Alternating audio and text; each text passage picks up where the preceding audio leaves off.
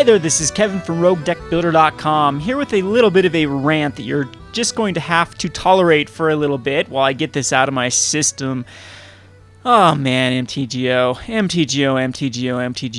Whoever has experience with this software may know how horribly frustrating it can be. I was just in a draft, and I wasn't taping, I was just playing for fun, but I ended up drafting one of the coolest decks I've ever drafted, and I mulled to 3 on one of my games with a hand with a Nivix Cyclops, a Blood Crypt, and an Island in hand, and was able to draw into a Gutter Snipe and a Hidden Strings, and was able to basically take the game with Hidden Stringsing my Gutter Snipe, which would activate the Gutter Snipes every time I was able to Cypher it to do 2 damage, and it to end up activating the Nivix Cyclops every time that happens as well to attack. I mean, I just drew into I drew into 2 Psychic Strikes after that as well that did 2 damage, countered a spell, and pumped up my Nivix Cyclops. And I think it was like a teleportal that ended up like winning the game for me, and just did so much crazy damage between the Gutter Snipe and the Hidden Strings. This is the coolest combination I've played in a long time. And it was a mull to 3! I finally mulliganed to 3 and drew perfectly. It was the coolest thing ever, where I just drew all the cards I needed, all the answers that I needed to his deck, was able to counter everything he put out, and get in there for, it was like 6 damage per turn between the combination of Gutter Snipe and the Hidden Strings and casting something else. And so it was awesome. It was epic.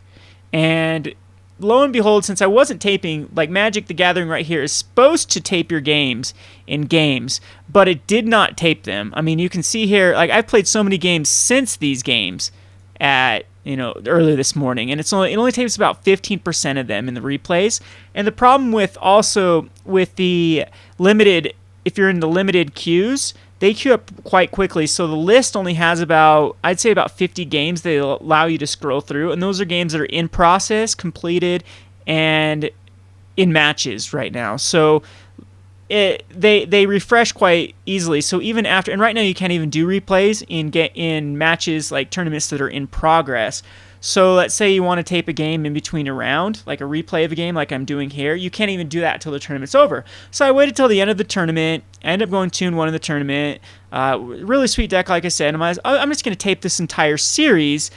And I had it all loaded up, and I started to tape it, and I got a trade request, went to the trade request, reclosed the trade request, and the games were gone. In that amount of time. In the time that it took to play the tournament and do the trade, the games were gone. So I could not record the replay of the 3-man tournament. So I am raging. I've been raging all morning. I sent a nasty letter off to Wizards of the Coast.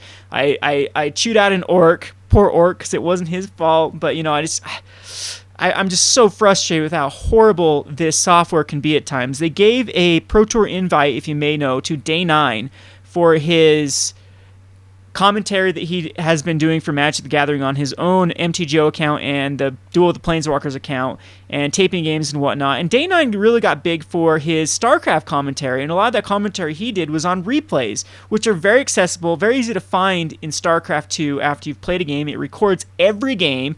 You can go back for a long time to find these games, and then you can pick through those games and play through them and actually find the sequences you want, and it's very easy to record them.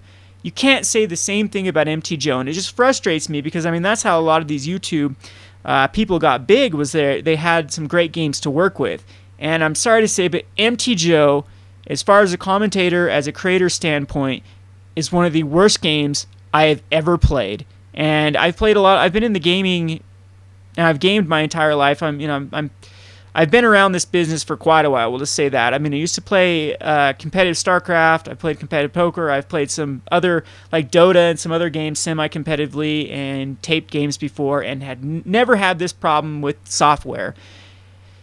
And rant, I guess. I'm just saying I'm really frustrated. I really wanted to show you that mull to 3 win, but the only thing I have is 2 lousy games from that entire draft. I went 2-0, 2-0, and 2-1, so there should have been a total of 7 matches, and only 2 of them recorded. So I'm gonna play you these 2 here, and you can see the deck that I'm talking about that I mulled to 3 and beat my opponent. And I did go 2-1 in this deck, 6-1 total. The last match was a little heartbreaking. It was against a Bant deck that just had tons and tons of Blood Rush cards, all the green Blood Rush cards you can think of. and a lot of combat tricks, and he was able to out-aggro me in the 2 games he won, both times before I could stabilize. But anyway, I will quit rambling. Let's just get on this game. I want to show you this too because this guy starts raging and calls me a luck sack. And whenever someone rages, I like to record it because it makes me laugh. And I love how when people lose, they only lose because you're a luck sack, or you win because you're a luck sack. But when they win, they're the greatest player ever. Those type of people drive me insane. Anyway, let's get this show on the road after my 10-minute ramp. So let's see here. See if it will actually... There we go. So this one I mulled there. I had to say an island, and yeah, I think I only had a 1 land card there, and I had to mull it into 6. Anyone know how to get rid of this stupid thing, by the way? I can't get rid of this. It will not go anywhere. It just sits here. Oh, that's how. Hey, I kind of closed it. Get out of here. Yeah. Well, if anyone knows how to get rid of that stupid thing, let me know. So we're going to go back to this thingy here, the game. That's where we're recording, right? And I'll keep this hand, though. See, he starts off with a trained caracal, a kitty, and I get to play this Rakdos Guildgate. This was a barely keepable hand. I mean, blue, blue, blue. So I guess I am kind of a luck sack on this game, but I mean, you have to keep this. If you mull the 6 and you have 2 of your 3 color sources, and all you need basically is blue before you can really start to go off, you have to keep this. Didn't like to see their Aether Eyes, but it's fine. We're okay with that, but he goes off with a very aggressive draw with the Ethereal Armor on the Caracal. His whole strategy was the blue-white enchantment strategy, which is a very good strategy in Gatecrash. I mean, in Dragon's Maze, Gatecrash, Ravnica. And then I top deck into the best top deck ever with the Guildgate. So now I'm looking really good, but he's going to gain a ton of life here with the Kitty Cat. And I draw my 4th land source, which is just awesome now because now I can start going crazy with the Gutter Snipe. And if this Gutter Snipe stays out, it's going to get me back in this game because look at these cards. I'll be able to Aetherealize his trained cat if I want it to go back to get rid of the Ethereal Armor.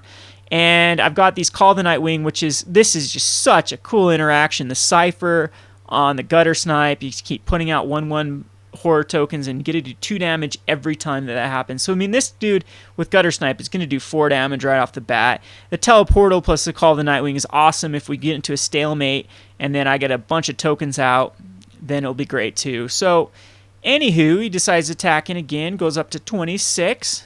And he misses his land drop yet again, so I guess we are getting very lucky here. But now we have the Call of the Nightwing on the Gutter Snipe, which is just amazing, especially since he tapped out with his cat.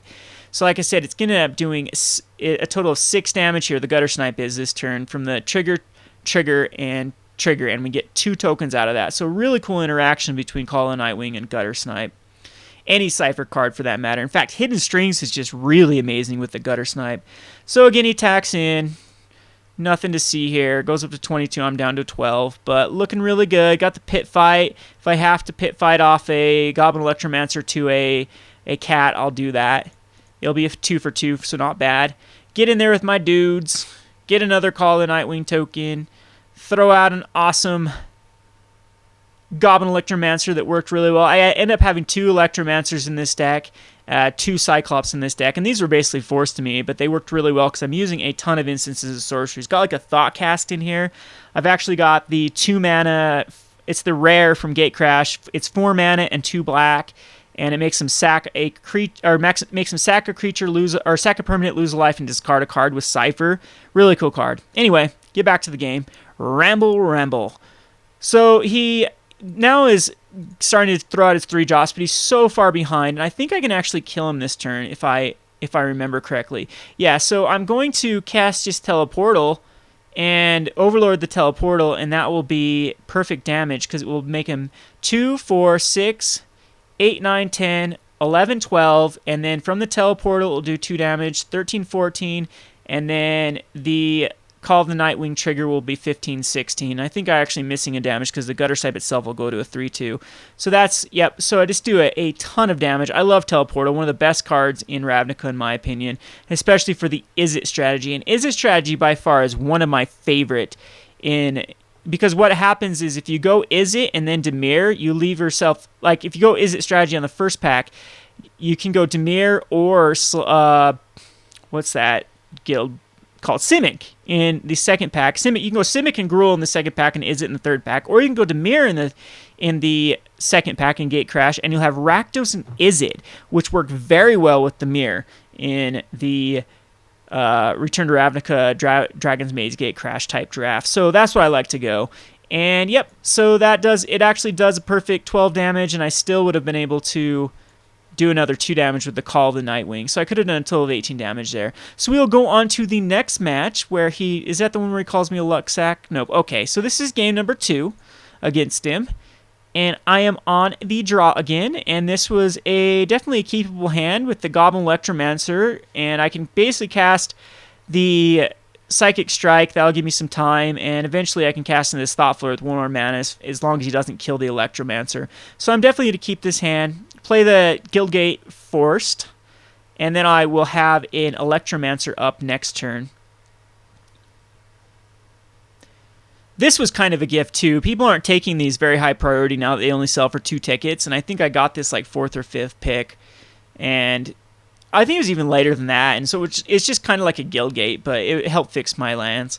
I was very disappointed I didn't get more Guildgates, because I actually got 2 of the black Gatekeepers that give -2/-2, which in my opinion is one of the better Gatekeepers, but I only have a total of 2 Guildgates in this. Wish you could see the deck that I ended up drafting. It was pretty cool. I mean, I actually love this format just because there's so many strategies just wide open to play. A lot of people hate this format because it's really clunky, and sometimes you just get really, really bad decks because it doesn't pan out. A lot of times people just go 4 or 5 colors, so what that ends up doing is if you're trying to go a 2 or 3 color strategy, it really screws you up, and you get this like subpar deck.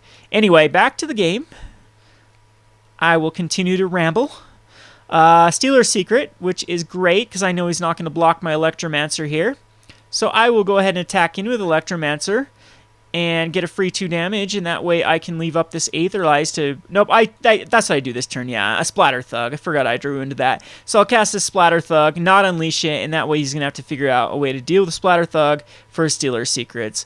But he does. He gets the +2/+2. Like I said, he's a Bant Aura deck, or I think he's a Esper Aura deck is what his deck ended up being. So, I mean, he should quit bitching at me when he probably doesn't have many fixers. We did see 1 fixer first game. But if it's a 3-color deck, this is what usually happens in Dragon's Maze, Gate Crash, Return to Ravnica. Someone gets cut out of doesn't get their 3rd color and is stuck with a bunch of their 3rd color in their hand, and the aggro player just wins. So yeah, he shouldn't have complained too much because he, in my opinion, built a kind of clunky deck. I mean, a lot of ways he could have got 2 for 1. Like Augur Spree here could have 2 for 1'd him.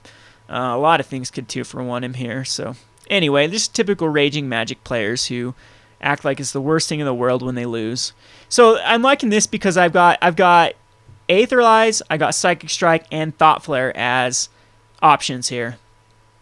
So I know that I'm in good shape. So he attacks in, so I will decide to Aetherlize and get that back to his hand so he doesn't get a card and gets rid of this Way of the Thief. So it sets him back a turn, and that was kind of like a 2 for 1 because I returned a creature to its hand and got rid of his Aura. So now he is going to throw out a Rune Wing, which is okay because I can again just tack in with my first striker here, and I still have Psychic Strike and Thought Flare up for the next turn. And this is where he rages here because he throws out his Bomb, the card that...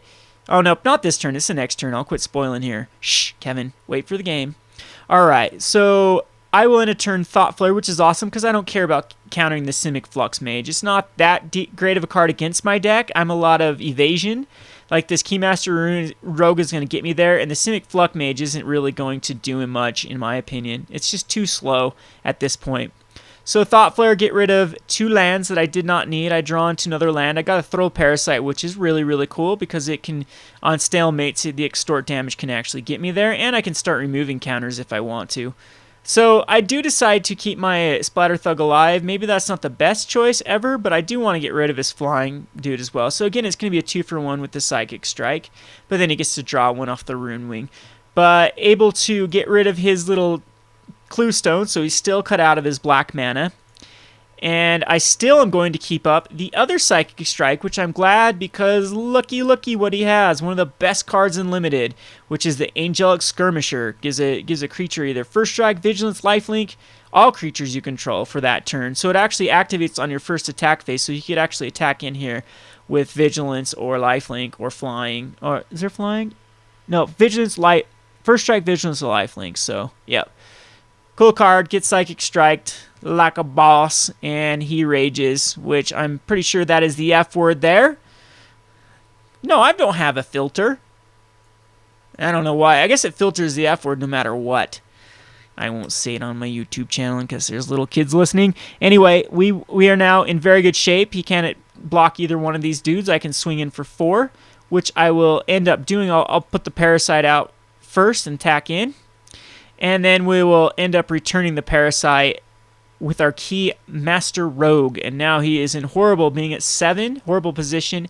He can't really block much next turn. I guess I played that wrong. Did I play it wrong? I could have actually put the parasite out again. No, I couldn't have, because I had to tap this for the parasite, tap this for the parasite. Okay. All right, so he evolves his dude. He's got a 2/3 to 2/3. That makes it so he can block, and he's able to far. I don't know why he did that on my turn. He could have just done that while I was attacking in, but I guess it doesn't really matter that much. The far in the way. I wish I had this in my deck. That would have been awesome. Anyway, so there's a stab wound. So I have actually multiple ways to kill him here, but I'm gonna end up teleportaling here. And that should be perfect with the extort. So I'm able to extort, teleportal, swing in for 6. And I get the lovely good game super luck sack. So I got a Rager. I love Ragers. J.R. Doran, you made my Rager of the day. Anyway, I love this deck. I'm sorry that I wasn't able to show the other games with this draft. Like I said, write mean, nasty letters to Wizards and maybe nice letters to encourage them to fix their software. I don't know what you need to write them, but man, oh man, I hope Beta deals with all these, in my opinion, simple solutions, simple fixes to the software. I don't know. It's just so much money is going in MTGO right now, and they want to promote it, and it's been out for 10 years, I think. 10 plus years, I think, is how long MTGO's been out for, and they still haven't fixed some of these nonsense problems like clans. There's absolutely no point to a clan.